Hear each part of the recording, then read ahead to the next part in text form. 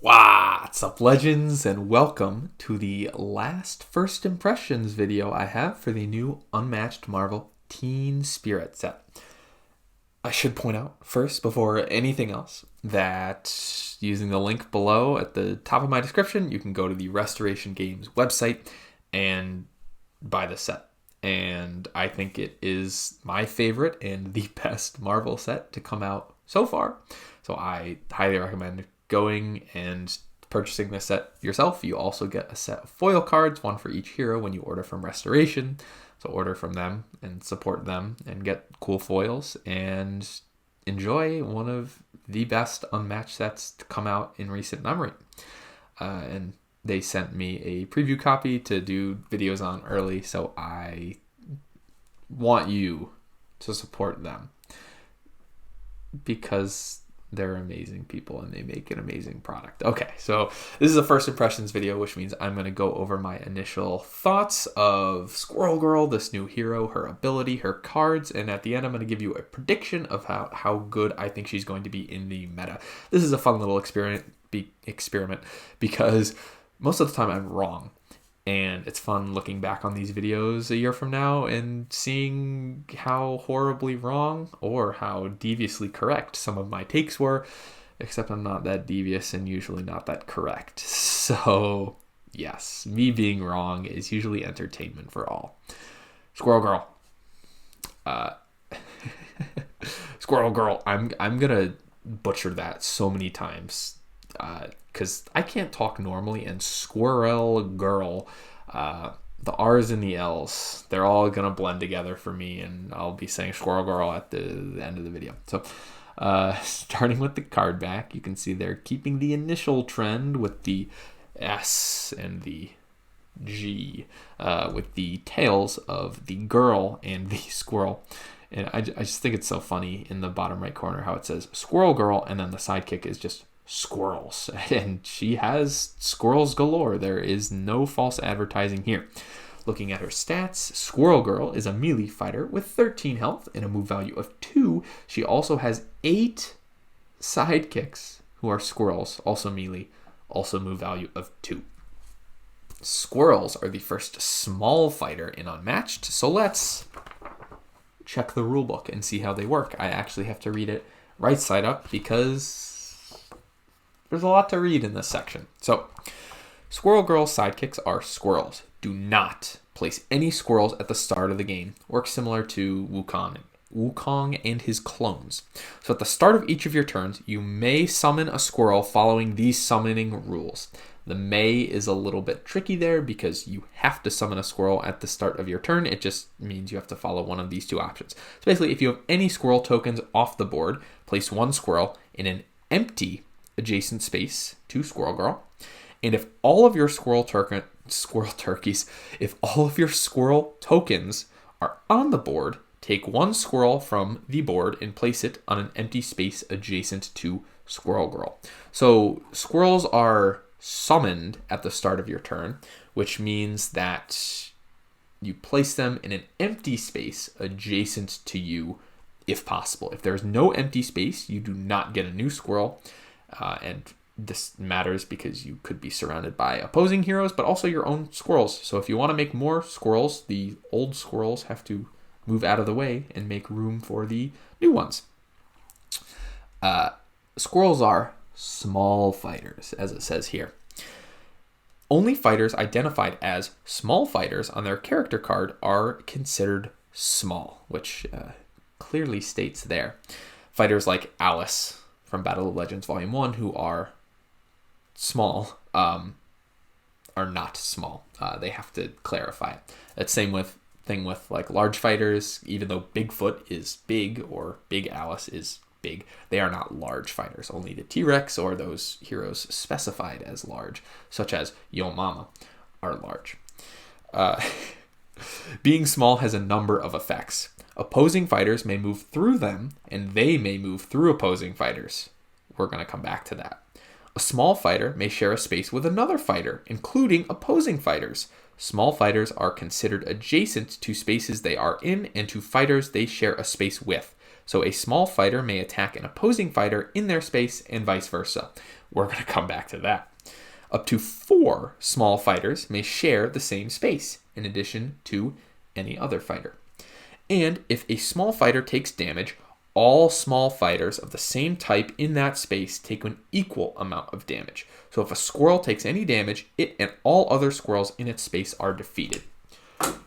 So that has some interesting implications. The first thing is you can only stack them up to 4. I think stacking squirrels is generally a bad idea. You should keep them spread out until you need to use certain card effects and then kind of bring them closer together. But you should really limit the amount of squirrels in one space, because giving your opponent the opportunity to just hit a stack of 4 of them off the board with a single attack or point of damage is generally not good for you. You want as many squirrels on the board as you can, for the most part, I'd say.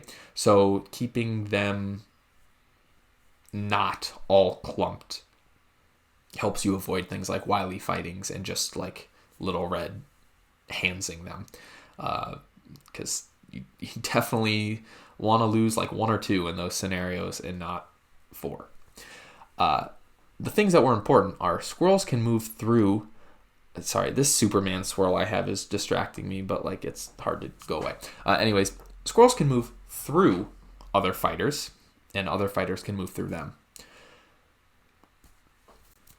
I love this for Squirrel Girl against characters that generally want to wall up behind sidekicks, like Elektra or Medusa, because Squirrel Girl can just send the squirrels in past the wall, or Wukong, he's like the main offender. The squirrels can just go in and reach the hero and hit the hero. And that kind of throws off their game plan, because squirrels being able to move through people, it kind of just like changes the entire rule of positioning. They're kind of just like all like mini buffies, and it is incredible. Because now on a map like Hanging Gardens, they can just move through an opponent and make an attack on high ground unexpectedly. I love squirrels. The other thing that was important is that they can be in the same space as other fighters or opposing fighters. They can even attack opposing fighters from the same space that they are in. This matters a lot on Marvel item maps, because if your opponent is camping on a scheme or a versatile item token, you can just send the squirrel into that space and then use the scheme, or the squirrel could even attack them with the item that they were camping. I had this happen to me, as in I was not the Squirrel Girl player. I was camping on a scheme token, and the squirrel came in and used it. And I looked at Palm, and I was like, I can't even be mad about that. That was amazing. And holy cow, like Squirrel Girl on certain maps she's going to change positioning as we know it, for sure. But just playing around the item positioning, like your opponent just can't camp on an item, because unless they're going to be able to make a ranged attack with it on their next turn, like it's use it or lose it, because the squirrels are going to... it's just... Squirrel Girl can do some nuts things with squirrels, and we're going to play a hydration game. Every time I say the word nuts, you take a sip of water.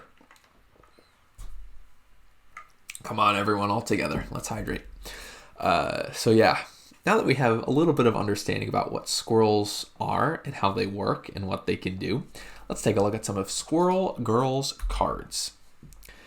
I should say she has 13 unique cards and one-off copy card, which I'm not a huge fan of, but whatever, I guess. The first card is Unbeatable Squirrel Girl.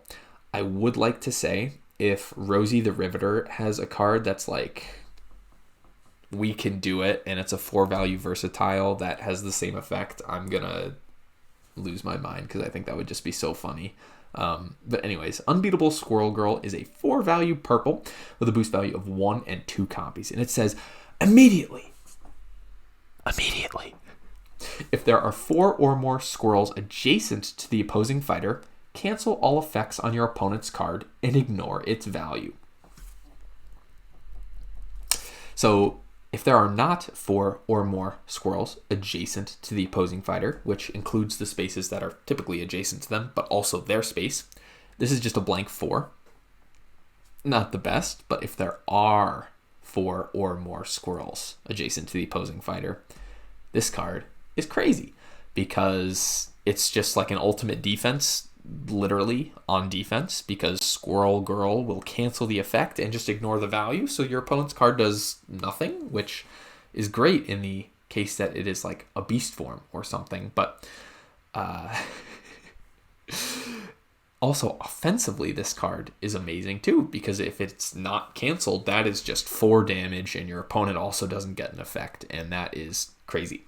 In this set particularly, this card is really good against Cloak and Dagger, because if you can set up a turn where you can double attack one of their fighters with both copies of this card, and they don't have cancels, you just nuke one of their fighters right away with just 2 cards, and that is how I won a game once. But we'll talk more about like how to set up the squirrels and such with more cards later. But this card is a lot of fun. You only have 2 copies of it, which is understandable because 12 is a lot better than just 8, like unpreventable damage in some matchups where your opponent doesn't have cancels. But there's my ankle. It cracked again. I don't know if you guys remember that from the Cloak and Dagger video, but I'm just like a creaky man. No, the other one's all good. So yeah, Squirrel Girl really is unbeatable at some times, and I think more often than not you want to be able to use this card on offense versus defense, because just nailing someone for 4 is just such a satisfying experience. But Squirrel Girl does only have 2 faints, I believe. We'll check that later in the video, so maybe you flex one of these over to defense if you're in a really like effect heavy matchup where you like need the extra cancels. But it is a really good offensive option to have. The next card in Squirrel Girl's kit is Horde of Squirrels, which is the first scheme this deck has. It has a boost value of 2 and 2 copies, and also flavor text. So Horde of Squirrels says, choose a space with 4 or more squirrels adjacent to it. Deal 2 damage to a fighter in that space. So this is kind of like not Jackal of Horns because there's no movement, which makes it more like Killer of the Dead from Faith and Angel's deck, which is an alright card. 2 auto damage is fine. You have 2 copies of this, so it's 4 auto damage total, and it requires getting 4 or more squirrels adjacent to an enemy, just like Unbeatable Squirrel Girl does. Now, notably, this is a Squirrel Girl scheme, but Squirrel Girl doesn't have to be anywhere near the opposing fighter, which makes it a really good card when you want to play a little bit more defensively, but maybe you have initiative, so you're forced to attack or something like that. So you just send all your squirrels in and then play this card, so Squirrel Girl kind of stays out of danger. Just having 4 auto damage just adds to like your win condition. Maybe it's get both of these off against your opponent. That's 12 total, and then you just need some like extra chip damage, which you can pretty reliably get with some of your other big attacks and effects. So yeah, just like a really solid card that can pretty reliably be triggered. The next card is Network of Spies.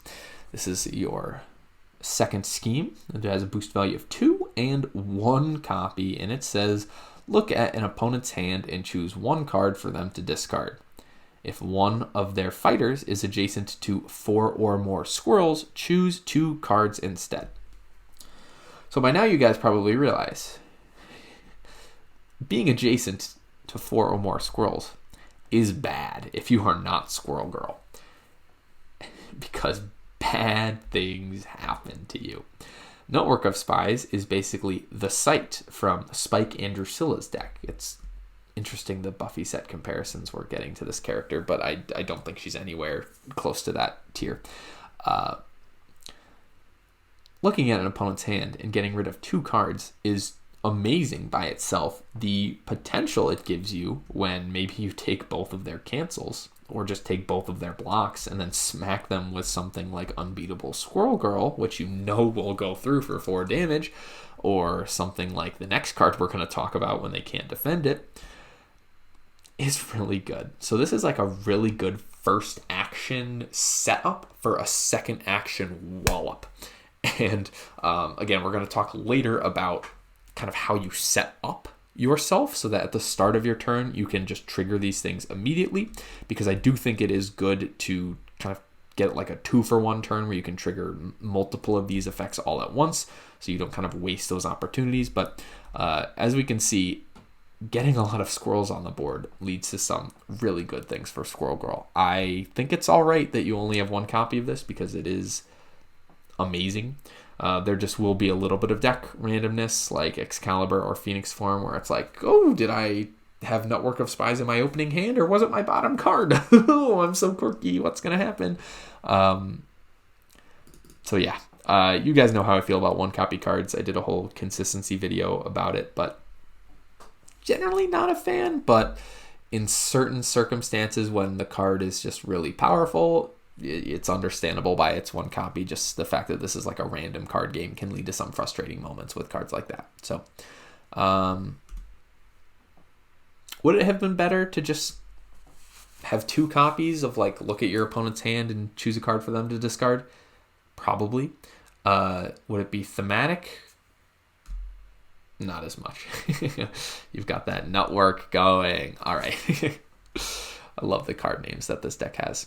Speaking of which, Kick Butts is the next card. It is a 1-value Squirrel Girl attack with a boost value of 1, 3 copies, and flavor text.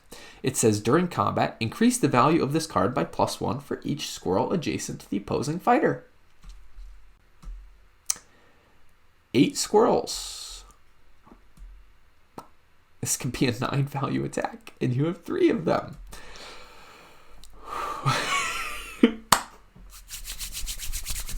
Squirrel Girl. So yeah, this card is insane. It will absolutely crush decks without cancels, where you can set this up and then hit them for like 6. Obviously, it will not do as much work in, or I should say, against decks with a bunch of cancels. Like, I think Bigfoot can pretty reliably just cancel all of these. So it kind of feels bad moment, but that's like a little bit of an outlier. Squirrel Girl is very scary when there are a lot of squirrels on the board, and especially if you just can get a turn where you nut work, you know that they don't have defense. You just smack them for 9 like that.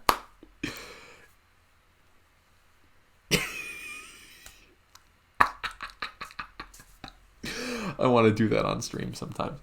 Okay, the next card, we're going to get into what the squirrels actually do themselves. So the first squirrel card is Bite of Steel. It's a 2-value squirrel-only attack with a boost value of 2, 3 copies, and flavor text. And it says, during combat, if there are 4 or more squirrels in the opposing fighter's zone, the value of this card is 5 instead. So all of these cards require squirrels to be adjacent. This card only requires squirrels to be in the same zone as the opposing fighter, which means you can get the effect more reliably and at less risk to the squirrels, because, like, Wily fighting obliterates the squirrels. I'm so scared of that card in the Achilles Robin Hood Wukong matchup. But the flashbacks. Anyways, just having the squirrels in your opposing fighter's zone, a lot more easy to trigger, and you just need to send like 1 squirrel in that can attack with this. It's a 2 that goes to a 5, which is kind of like Bullseye's Momentous Stay, which makes it not great to cancels because it doesn't even get like a chip damage over a feint, but it still is a 5, which means your opponent like pretty much has to respect it with a block. We're going to talk about the other squirrel card too, just because a lot of what I can say about one kind of applies to the other. This is Call of the Mild, which is me whenever I go to a Mexican restaurant. It's a 2-value purple with a boost value of 2 and 3 copies, and it says, during combat, if there are 4 or more squirrels in your opposing fighter's zone, if there are 4 or more squirrels in your fighter's zone, the value of this card is 4 instead. After combat, if you won the combat, draw 2 cards. So this isn't any. This is a squirrel-only card. This is the only any in your deck, which basically means the squirrels are limited to using these 6 cards. This is the only card that these squirrels can block with in this deck, so they're going to be taking a lot of undefended attacks, which is just another reason to not stack them, because you're going to be losing them a lot. So you may as well only lose one, and like make your opponent feel bad for like spending a whole card on a single sidekick that you get infinitely during the game. So Call of the Mild. Bite of Steel cares about the opposing fighter's zone. Call of the Mild cares about the squirrels in your zone. So just be aware that you're not mixing those two effects up like I just did. And it's a 2 that becomes a 4. That's like a solid value block. Probably not for a squirrel, but because like you probably just don't need to block for them. And I would rather keep these as attacks for squirrels so that you have 6 total attacks instead of just 3. Although it is like a super regroup in a pinch when you need to draw cards defensively, because if you win the combat, you draw 2 cards, and it's a lot easier to win combat with a 4 value block than a 1 value block. So basic math says... But yeah, again, I prefer to use this card as an attack for the squirrel, so they have 6 total options, and this is a 4 and this is a 5. Both need to be respected by your opponent. Both kind of get crushed by cancels, but if your opponent is canceling these, they're not canceling the kick and they're not canceling Rosie. So you can probably be happy about that. So yeah, this is a solid package for the squirrels. In matchups where you want to like send the squirrels through the wall, like Wukong, Electra, Medusa, definitely save these for attacking so that you like always have something to throw at them when you get through the wall, and making your opponent get rid of 6 blocks during the whole game makes it a lot easier to land other things from Squirrel Girls and later when you actually reach them with your hero. So yeah, that's how I prefer to use the squirrels. The next card is a Squirrel Girl only attack, and they're just going to be Squirrel Girl cards from here on out, so I'm not going to specify that. It's a 3 value attack with a boost value of 1, 2 copies, and flavor text, and it says after combat, move each squirrel up to 3 spaces. So this is the Fuzzball special. This feels like it's a reference to something, and as you may know, I'm not super well equipped in Marvel lore, but I know someone who is. So to explain the lore behind this card, I would like to welcome channel correspondent and Marvel lore nerd knows stuff guy, Pomadeppin, to the channel. Pom, what do you have to say about this card? What's up, legends? It's me, Palm, your favorite pinecone badger, never leaving the path, always protecting the woodland travelers of the night. I'm bursting in to help both you and the cow appreciate a little reference in one of Squirrel Girl's cards. The card I'm talking about is Fuzzball Special. The flavor text reads, Taylor, please send me a quote of the flavor text.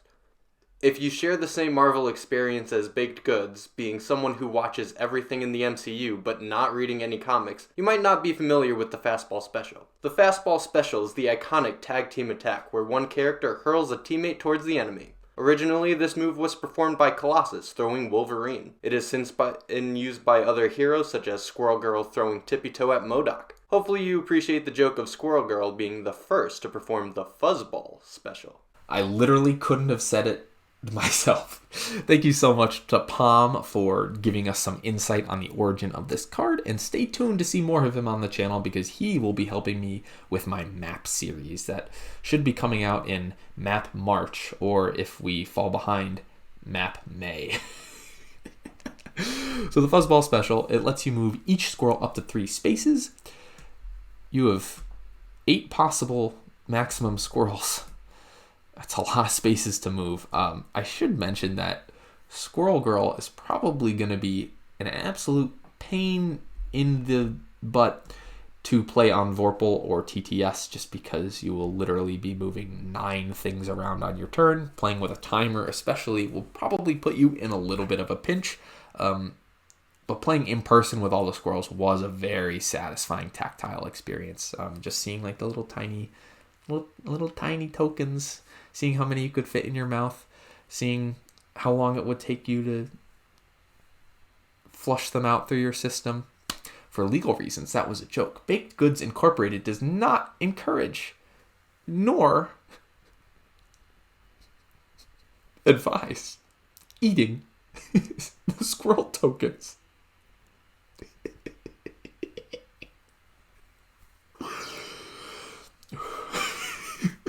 But 3 value attacks, probably not dealing much in the damage department. I see this card as a useful like setup first action where you attack with this. Your opponent sees that you don't have a bunch of squirrels around you, so they probably don't play a cancel, but they still respect it with a block.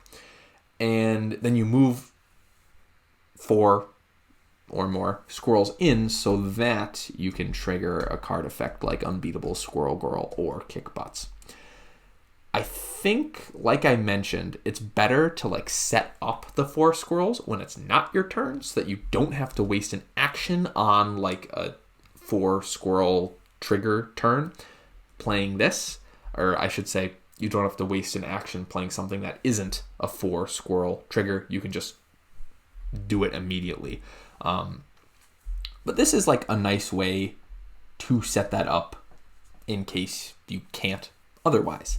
And 2 copies means you probably won't be relying on this card to set up those things all game, which is fine. I think this card is nice as a 2-copy card. Like, you probably wouldn't want 3 copies of it anyways, but all right card. The next card is Squirrel Agility, and this is my favorite card that Squirrel Girl has, and I will tell you why. It is a 3-value blue with a boost value of 2 and 3 copies, and it says, after combat, move Squirrel Girl up to 3 spaces.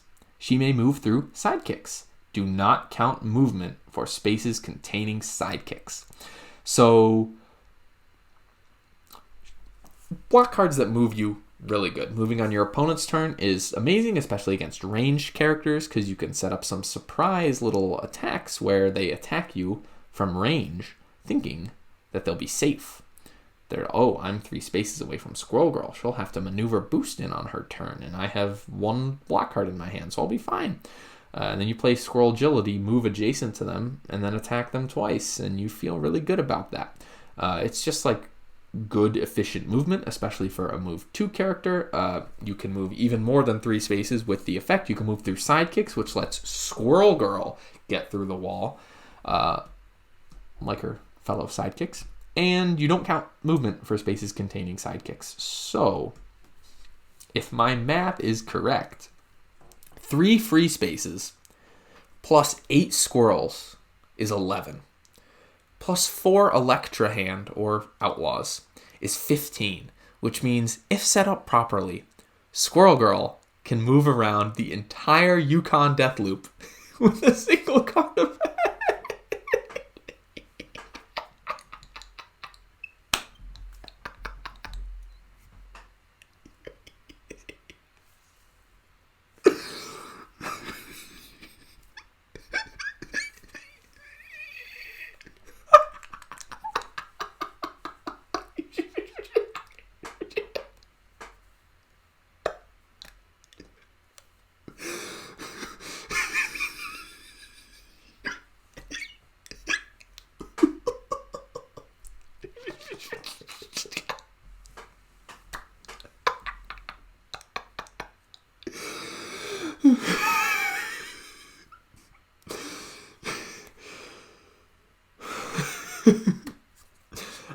Obviously, that might require a little bit of coordination with your opponent. But if it ever happened, it would be a sight to behold. So that's why this is my favorite card. And I love it.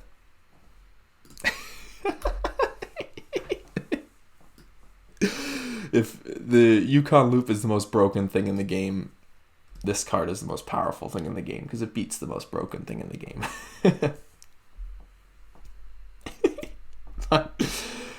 Get 'em Tippy Toe is a 3-value purple with a boost value of 1, 3 copies, and flavor text. It says, after combat, summon 2 squirrels in any space. This card is amazing. 3-value blocks, pretty good. You have 3 copies of it, which I love because this is an excellent setup card. So basically, if you just end your turn with like 1 squirrel in your space, that's how you set up everything else. Because then you play this card on defense. You summon 2 squirrels in the opposing fighter's space. Let's just say they're like a melee character, right? They're adjacent to you. You summon 2 squirrels in their space or a space next to them. Then at the start of your turn, you summon a squirrel adjacent to them in their space next to them.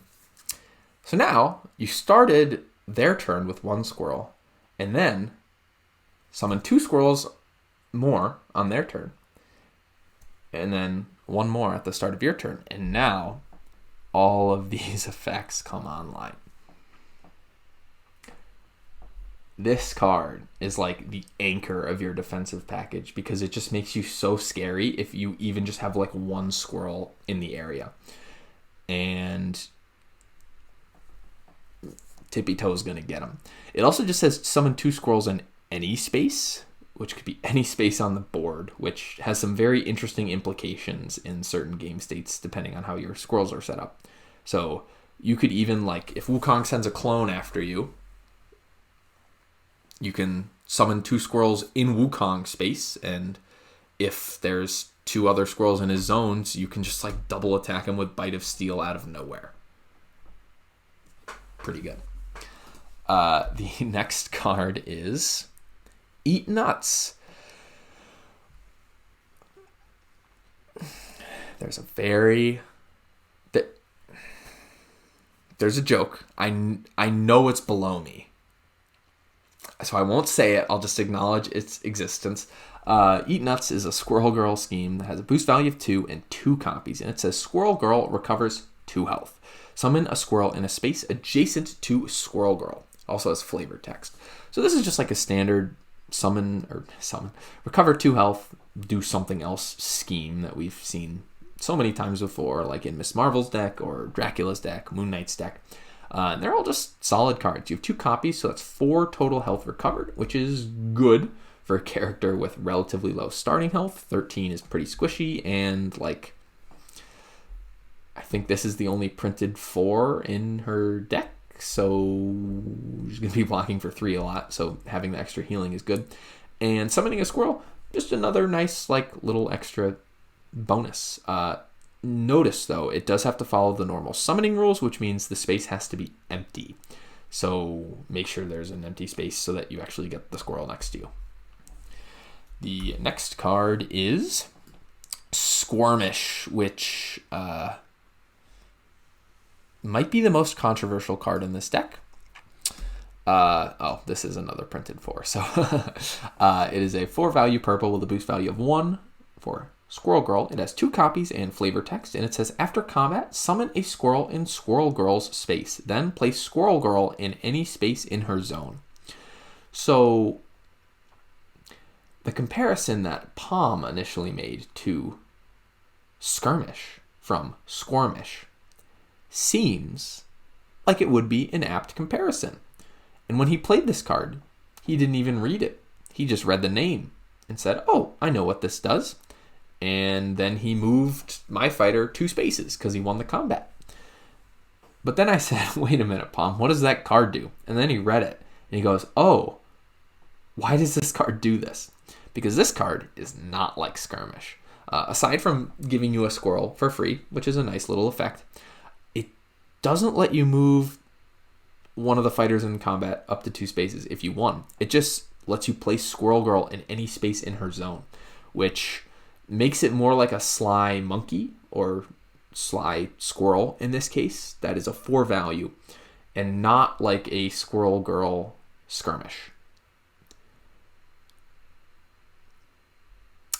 But the name, they went for the pun there, which I understand why they did it, but it's just like a little confusing because you would think it does one thing, but it actually does the other. So just keep that in mind when you're using this card because it does something that you wouldn't expect it necessarily.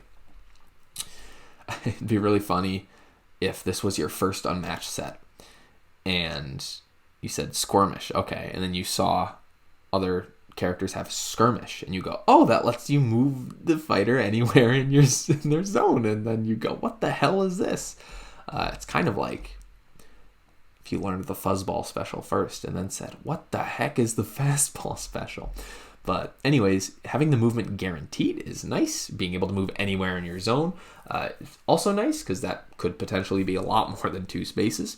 You could set up some surprise positioning, especially against range fighters, especially if you're playing this on defense. Getting the squirrel for free is nice, and I don't know if I said this already, but not having to win the combat to get the movement effect, also nice. It's a 4 value card, so it's going to be a reliable value blocker for you in a deck that kind of doesn't do that all that well. But yeah, solid card. Kind of wish you had a third copy, but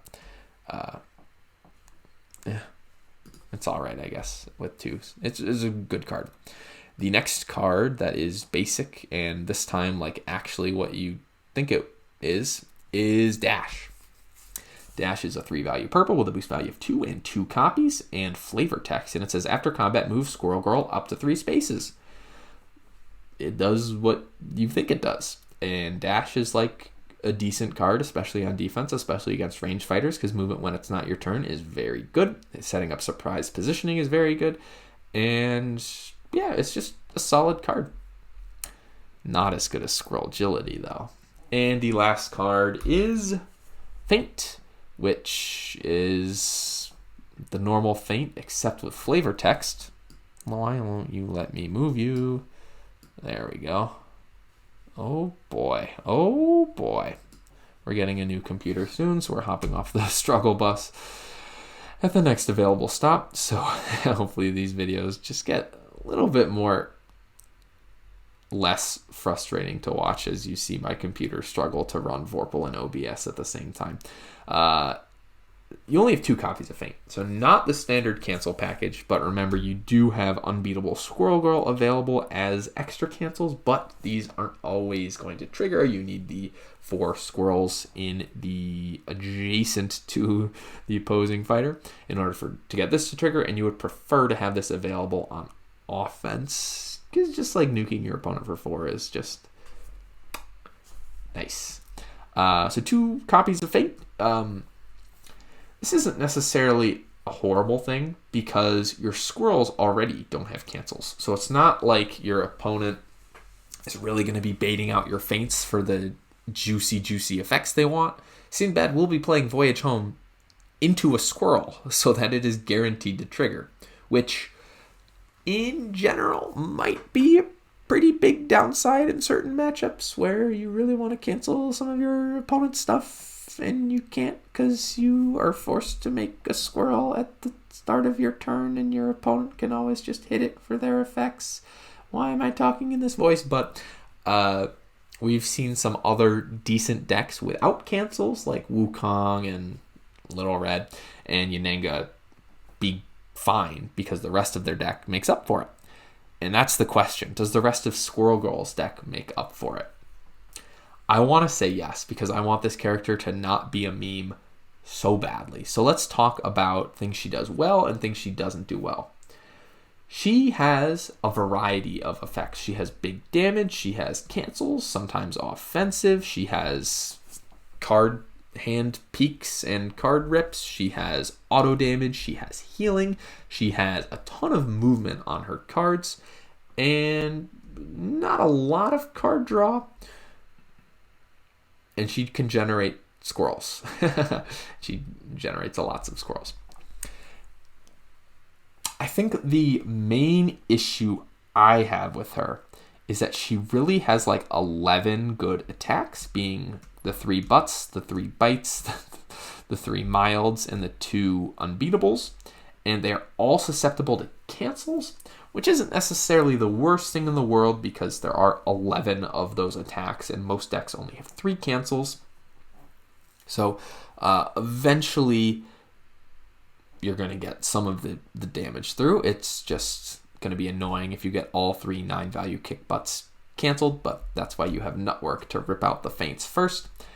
And on like the Fuzzball special is like an alright combo setup, but on defense you're going to be playing like a lot of 3s, which makes you a little bit squishy.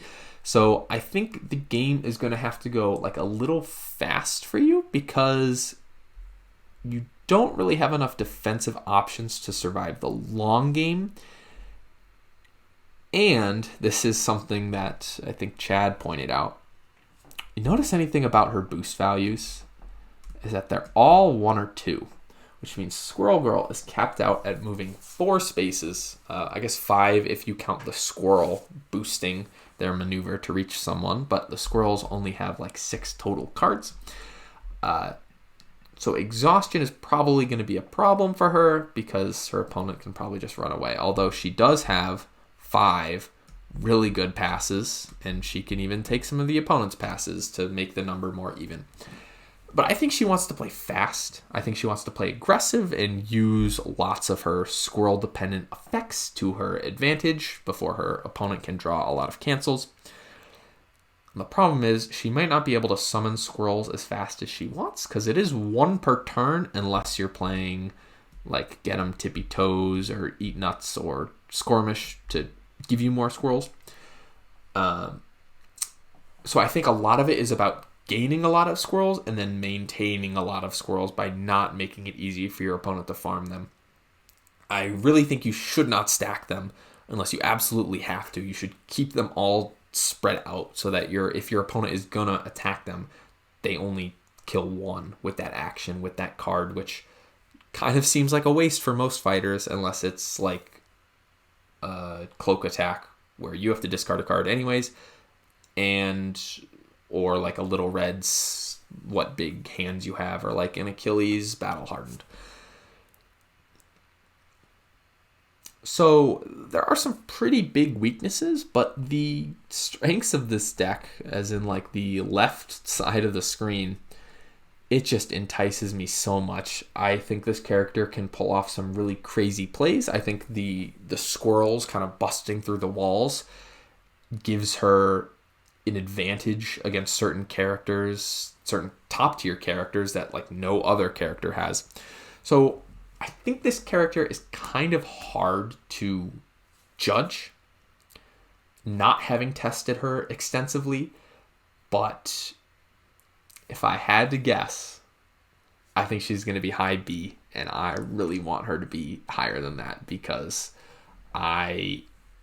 this character just like, it makes me laugh. I think that's just kind of the whole point of the character. It's like, oh, Squirrel Girl beat Thanos. Like, how did she do that? But just seeing all these squirrels in Unmatched and moving them around the board and just rosying your opponent, stealing their card, like, it's just so amusing to me. And as a general meme enjoyer myself, I see the meme here, but I also want this character to be so much more than them. Just the memes. I want Zero to be wrong about this character.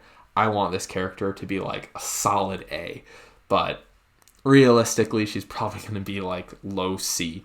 But I really want her to be high B. That's probably my prediction. Yeah, it's somewhere in between high B and low C. With, if I had to bet on it, probably be betting on the lower end of that. But I want this character to be good. So please make her good.